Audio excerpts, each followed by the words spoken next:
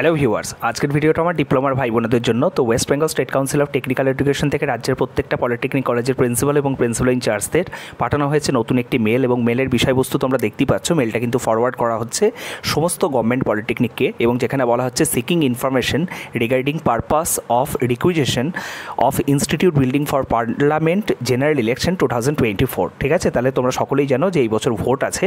তো আমাদের যে সাধারণ যে নির্বাচন 2024 যেটা কন্ডাক্ট হবে, ঠিক আছে, 19 এপ্রিল থেকে।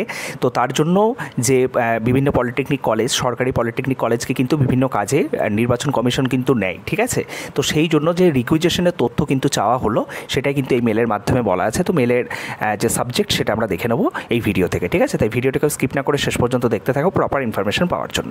তো kind attention to the principal incharge all concern diploma institutes. ঠিক আছে, সমস্ত ডিপ্লোমা ইনস্টিটিউটের প্রিন্সিপাল এবং প্রিন্সিপাল ইনচার্জদের পাঠানো হচ্ছে, sir madam, you are kindly requested to send information regarding purpose of requisition of your institute building for Parliament General Election 2024 through the following Google Form link latest by 9/4/2024। ঠিক আছে, তো আজকে হচ্ছে তোমাদের সম্ভবত 9 তারিখ, হ্যাঁ আজকেই 9 তারিখ।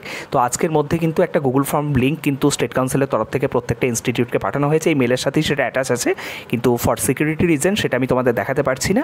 তো আজকের মধ্যে সেখানে কিছু ডিটেলস চাওয়া হয়েছে। কী কী ডিটেলস চাওয়া হচ্ছে সেটা আমি বলে দিচ্ছি তোমাদের। ঠিক আছে, ইনস্টিটিউটের ইমেল আইডি, ইনস্টিটিউট কোড, ঠিক আছে, নেম অফ দ্য ইনস্টিটিউট, তারপরে হচ্ছে তোমাদের জেনারেল ইলেকশনের জন্য সেই ইনস্টিটিউট পার্টিসিপেট করছে, মানে সেই ইনস্টিটিউটকে কি নির্বাচন কমিশন নিচ্ছে নাকি নিচ্ছে না। যদি তোমার নেয় তাহলে ইয়েস করতে হবে, যদি না নেয় তাহলে নো করতে হবে। ঠিক আছে, আর ইয়েস হলে কোন কারণে নেওয়া হচ্ছে। ঠিক আছে, বিভিন্ন যারা সেন্ট্রাল ফোর্স থাকে তাদের থাকার জন্য অনেক সময় বিভিন্ন কারণে রিকুইজিশন হতে পারে, তো সেই কারণটা কিন্তু ওখানে মেনশন করতে হবে। ঠিক আছে, তো কোন কারণের জন্য মানে তোমার ইনস্টিটিউটকে রিকুইজিশন করা হচ্ছে সেটা কিন্তু স্টেট কাউন্সিল প্রত্যেকটা ইনস্টিটিউটের কাছে কিন্তু জানতে চাইলেও, এবং এর ওপর বেস করে কিন্তু পরবর্তীতে তোমরা সকলেই জানো যে 1 জুন পর্যন্ত কিন্তু ভোট আছে, তারপরে কিন্তু 4 জুন রেজাল্ট বেরোবে। ঠিক আছে, এবং তোমাদের একাডেমিক ক্যালেন্ডার অনুযায়ী মেতে কিন্তু এক্সাম কন্ডাক্ট হওয়ার কথা ছিল, 2nd, 4th এবং 6th সেমিস্টার।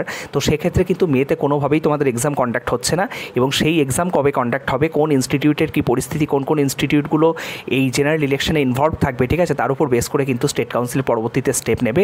পরবর্তীতে তোমাদের বিভিন্ন যে পরীক্ষা, ঠিক আছে, পরবর্তীতে তোমাদের পরীক্ষা তো জুনেই হবে। ঠিক আছে, তো পরবর্তীতে এই সংক্রান্ত বিষয়ে স্টেট কাউন্সিল যে স্টেপগুলো নেবে, তো সেটা কিন্তু এই যে ইনফরমেশন যেগুলো কিন্তু বিভিন্ন ইনস্টিটিউট গুগল ফর্মের মাধ্যমে পাঠাবে, তারপরেই কিন্তু স্টেট কাউন্সিল থেকে ডিসাইড করা হবে। ঠিক আছে, তো এই মুহূর্তে তোমরা সকলে পড়াশোনা করো, এবং তোমাদের মেতে যে এক্সাম হওয়ার কথা ছিল সেটা মেতে এক্সাম হবে না, কিছুটা সময় তোমরা এক্সট্রা পাচ্ছ। সকলে ভালো থেকো, সুস্থ থেকো, থ্যাংক ইউ।